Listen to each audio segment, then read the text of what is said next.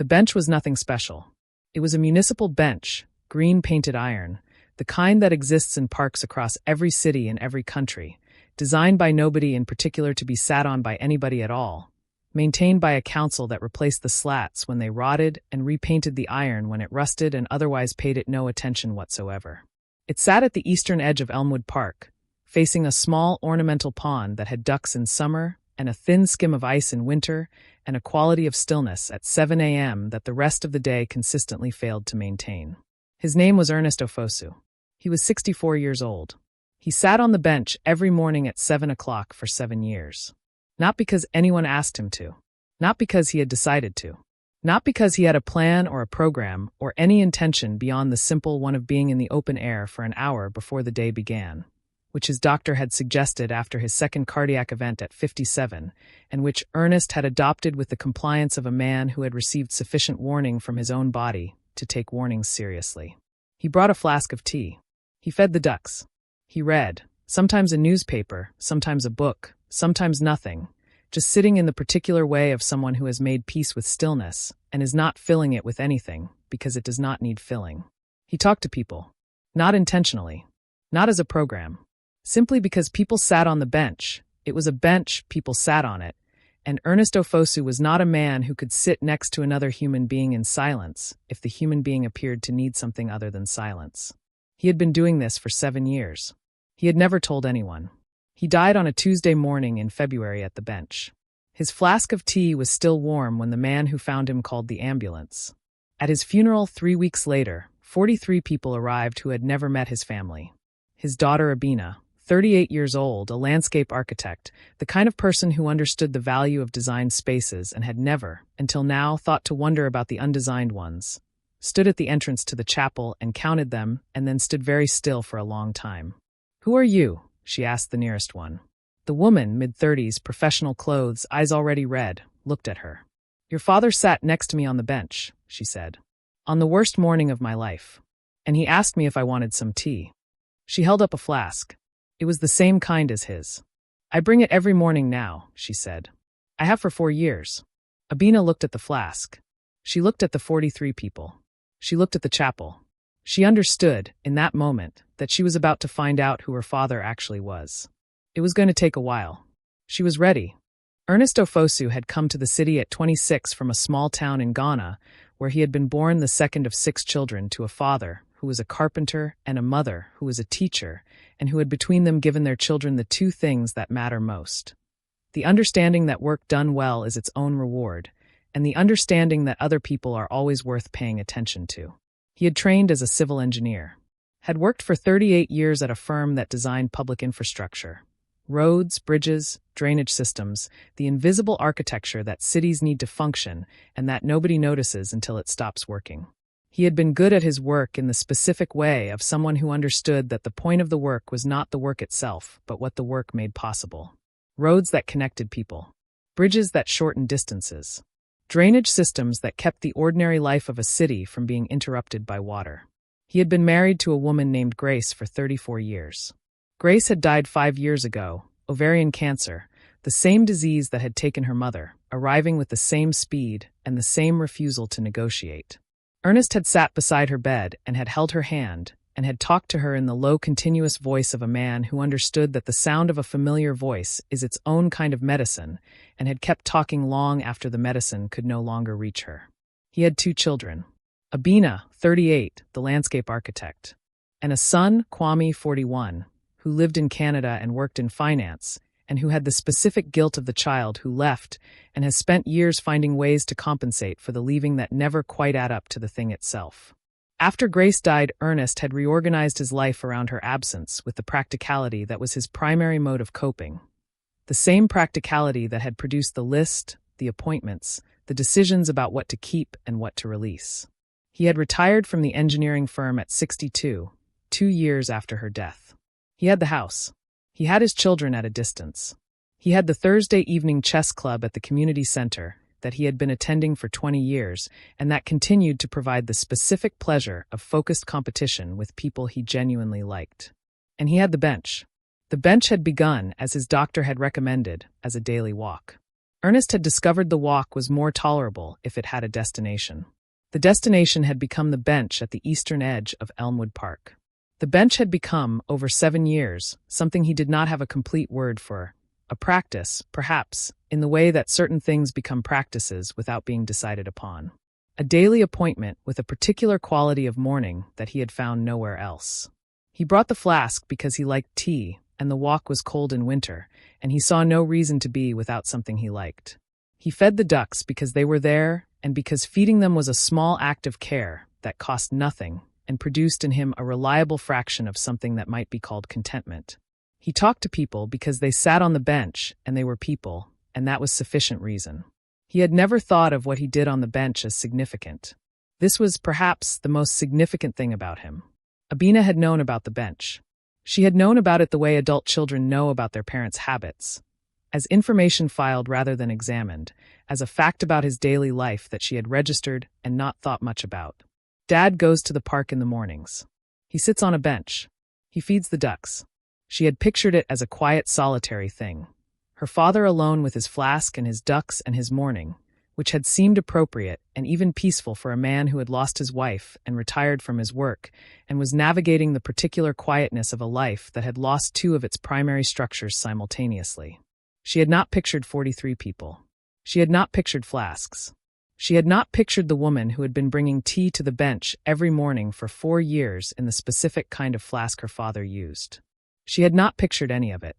The 43 came to the funeral in the way that people come to things that matter.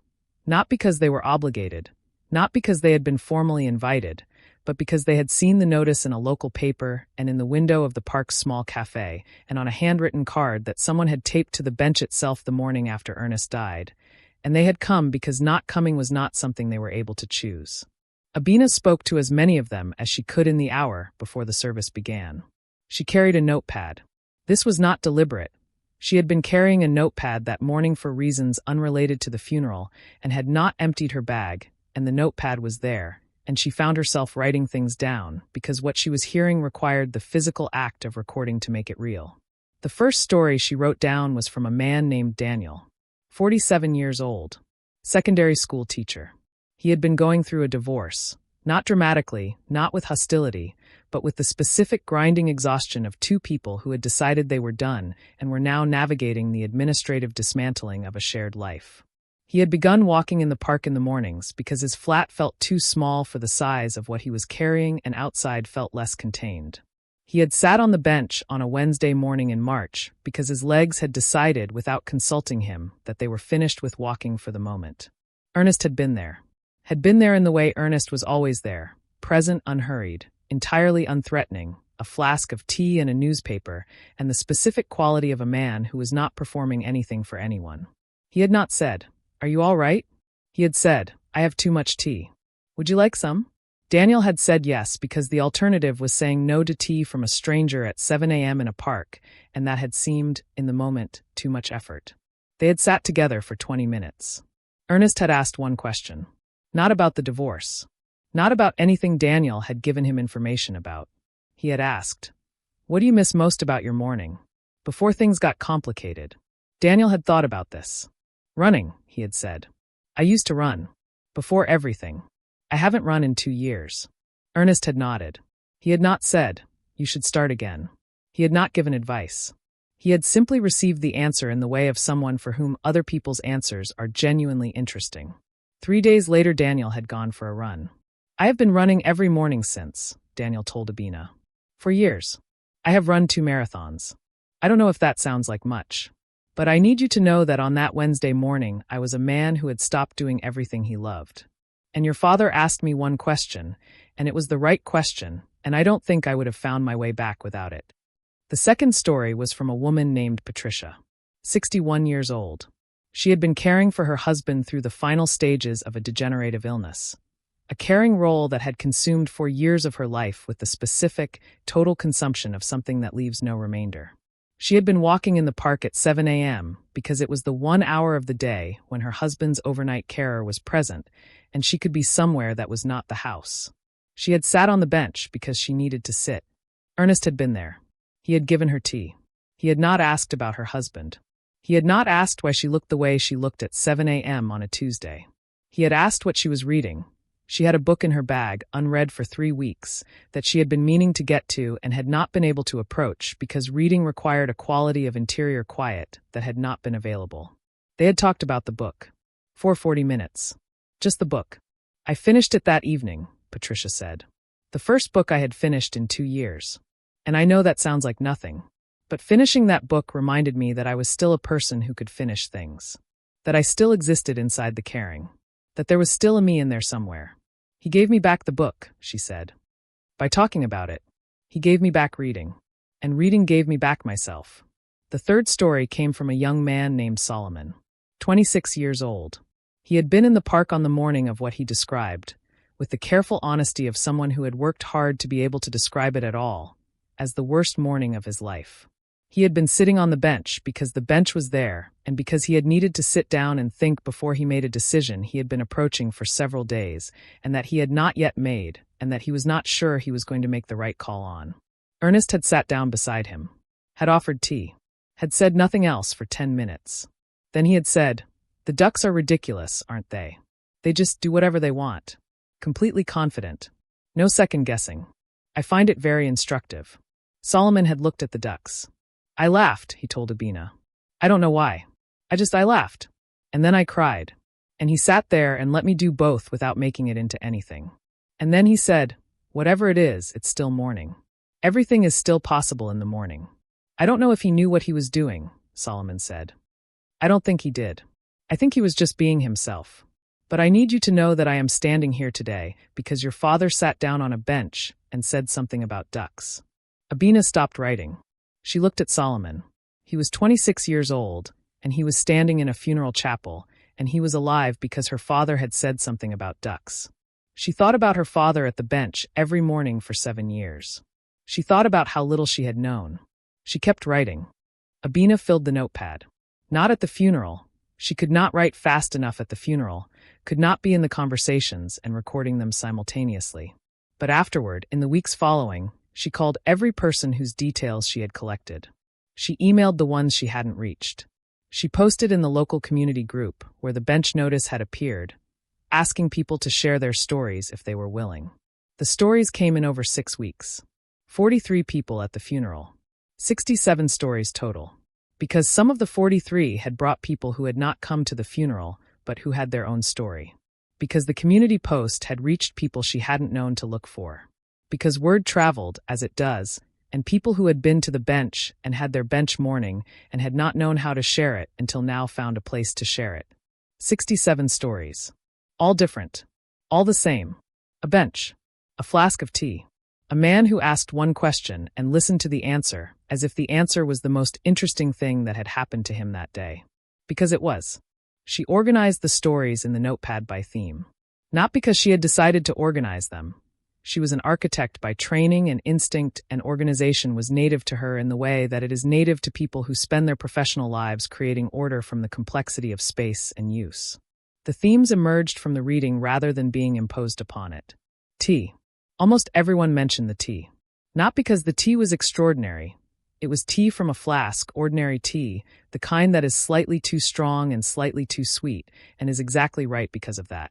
But because the offering of it was the thing. The specific act of a stranger saying, "I have something. Would you like some?" Without obligation. Without agenda. Without any expectation of what the answer would produce. The question. Almost everyone described a question. Not always the same question. Ernest had not had a script, had not been running a program. But a quality of question. A question that asked about the person rather than about the situation. That went to the side of the problem rather than directly at it. That created space for the answer to be something unexpected. The ducks. This appeared more often than she expected. The ducks were apparently a reliable resource. Ernest had used them regularly, the specific comedy of ducks, the way they moved through the world with complete confidence and no apparent self-consciousness, seemed to have served a consistent function in his conversations. The introduction of something small and absurd into a moment that had become too large. The time. He had never rushed. This appeared in almost every account. The man did not appear to have anywhere else to be. Which was true. He had retired, he had the morning, he had the bench. But the quality of his unhurriedness was something people described in terms that suggested it was remarkable. That it was rare. That most people, when they sat next to you on a bench, were already partially somewhere else. That Ernest was not. What he didn't say. This was perhaps the most consistent theme of all. What Ernest didn't say. He didn't offer solutions. He didn't give advice unless specifically asked. He didn't minimize or reframe or find the silver lining or do any of the things that people do when they are uncomfortable with another person's difficulty and need to resolve it quickly. He sat with it. He let it be what it was. He asked questions that helped the other person understand their own situation more clearly. And then he let the understanding do whatever it was going to do. Abina read the 67 stories. She read them twice. Then she closed the notepad and sat at her kitchen table for a long time.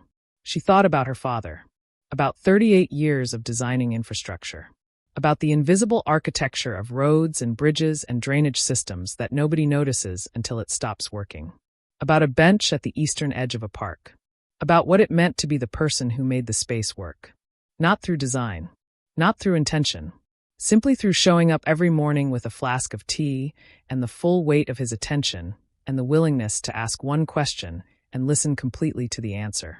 She thought about the 67 people, about Daniel running marathons, about Patricia finishing her book, about Solomon and the ducks. She picked up the notepad. She began to write something new. The idea came to her on a Sunday morning. She had gone to the park. This was not something she had done regularly. The park was her father's park. The bench was her father's bench, and she had not been able to approach it in the weeks after his death with anything other than the peripheral awareness of someone who knows a thing is there and is not yet ready to look at it directly. But on this Sunday she went. She sat on the bench. It was 7 a.m. The ducks were doing what ducks do. The pond had the stillness that the rest of the day would not maintain. The air was cold, and the light was the specific pale gold of a winter morning that is trying its best. She brought a flask. She sat for an hour. 3 people sat on the bench with her. Not together, separately the way people use benches. An older woman who walked slowly and sat heavily and looked at the pond with the expression of someone who has been coming to this pond for a long time and finds it reliable. A young man with headphones around his neck who sat for 10 minutes looking at his phone and then put the phone in his pocket and looked at the pond instead. A woman about Abina's age who sat and cried quietly for a few minutes and then stopped crying and sat and looked at the pond and then got up and walked away with the expression of someone who has done what they came to do. None of them spoke to her. She spoke to none of them. She was not her father. She did not have his particular gift.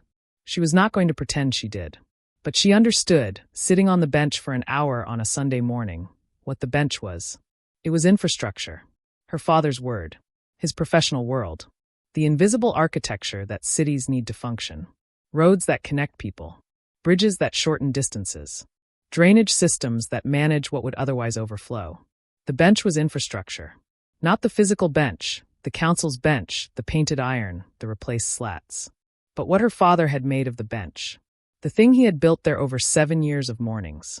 A place where the overflow of ordinary human difficulty had somewhere to go. A drainage system for grief and fear and loneliness, and the specific weight of mornings that arrived too heavy to carry alone. He had built it by accident. He had maintained it by showing up. He had never told anyone it existed.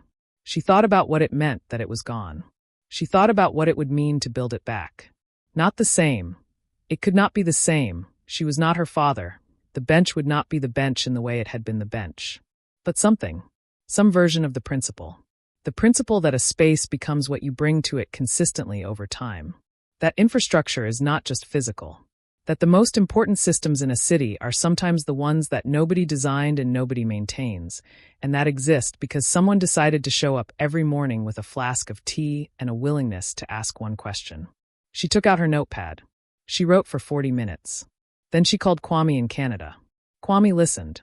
This was his gift. The gift that his professional life had underused and that his personal life had sometimes forgotten, and that his father had apparently deployed every morning at a park bench for 7 years. Kwame listened the way Ernest had listened, with the full weight of his attention, asking questions that helped his sister understand her own thinking more clearly. When she finished, he was quiet for a moment. Then he said, "What do you want to build?" "I don't know yet," she said. Something that keeps the bench alive without pretending it's the same bench.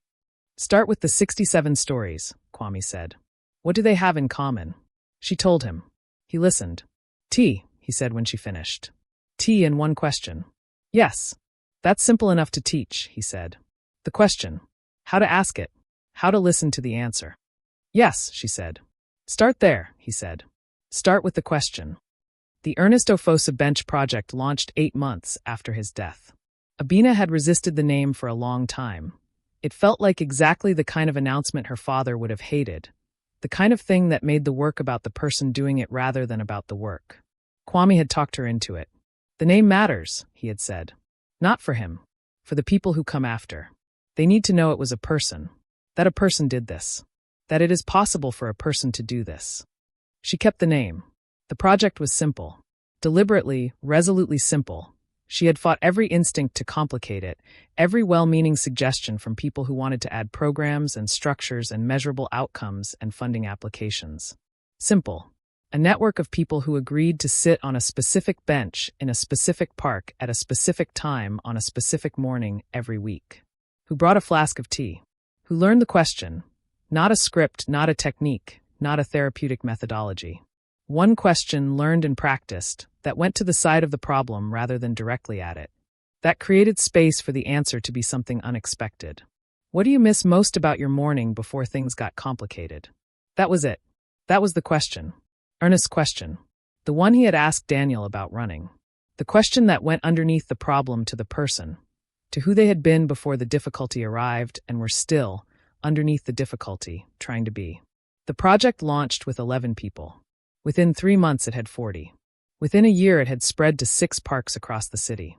Within 2 years it had been adopted by community organizations in 3 other cities who had heard about it through people who had heard about it through people who had simply described it at dinner parties and in offices, and in the specific informal way that ideas spread when they are simple enough to be repeated accurately. It was never on television. Never in a national newspaper. Abina had declined the interview requests with the consistency of someone who had understood from the beginning that the moment the project became a story about itself was the moment it stopped being the thing it was supposed to be. It stayed simple. It stayed local. It stayed, in the most important sense, invisible. The kind of infrastructure that nobody notices because it is simply there every morning when they need it. Abina went to the bench every Thursday morning. She had not planned this, had not decided that Thursday was her day, had not assigned herself a schedule. She had simply found herself there on the first Thursday after the project launched, with her flask and her notepad, and had sat down, and the Thursday morning had become the Thursday morning in the way that certain things become practices without being decided upon. She was not her father at the bench. She knew this. She did not have his particular quality, the specific, unhurried, completely natural gift of his presence that had made 67 people feel, in their different ways, that someone had seen them. But she had the question, and she had the tea, and she had on most Thursday mornings, the particular reward of sitting next to someone on a bench at 7 a.m. and watching them understand something about themselves that they had not understood when they sat down. She thought about infrastructure, about the roads that connected people, about the bridges that shortened distances, about the drainage systems that managed what would otherwise overflow, about a bench at the eastern edge of a park, about a man with a flask who had asked one question and listened to the answer as if it was the most interesting thing that had happened to him that day. Because it was.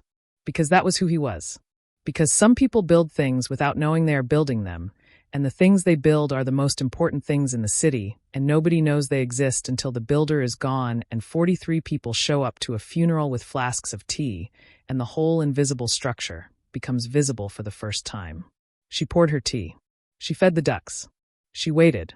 The bench was cold, and the morning was pale gold, and the ducks were being ridiculous with the complete confidence of creatures who have never second-guessed themselves, and she found this, as her father had always found it, very instructive. A man sat down beside her. She looked at the pond. She waited a moment. Then she said, "I have too much tea. Would you like some?" Kwame came from Canada for the first anniversary of the project launch. He sat on the bench with his sister on a Thursday morning in October, and they drank tea from 2 flasks and watched the ducks and said very little for a long time in the way of people who have said the important things already and are now simply being in the same place. At some point Kwame said, "He never said anything about this.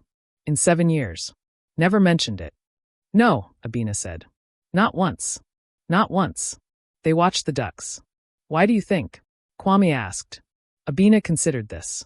She had been considering it for a year. She had 67 accounts of her father on the bench, and not one of them mentioned him referring to any of the others. He had apparently not said, I talked to a lot of people here. Had not said, you're not the first person to sit on this bench with a heavy morning. Had not positioned himself as someone who did something. Had simply been someone who did something. I think, she said slowly, that the moment he said it out loud it would have become something different. It would have had a shape. People would have related to it differently, to him differently.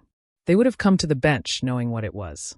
And knowing what it was would have changed what it was. He kept it invisible, Kwame said. He kept it honest, Abina said. Which is the same thing. Kwame was quiet for a moment. Then he said, he was better at his job than he knew. Which job? Abina said. Kwame looked at the pond. Both of them, he said. The ducks moved across the water with complete confidence. The morning was cold and pale and full of everything that mornings are full of. The particular possibilities of a day that has not yet made its decisions. The specific quality of light that exists before the city fully wakes. The stillness that the bench had been sitting in every morning for 7 years, whether anyone was on it or not. Abina poured the last of the tea. She handed half to her brother. They sat on the bench together in the October morning and drank their tea and said nothing, and the saying nothing was full rather than empty, and the bench held them the way it had held 67 people before them, and would hold however many came after, and the ducks were completely ridiculous and completely confident, and Ernest Ofosu had been right about them all along.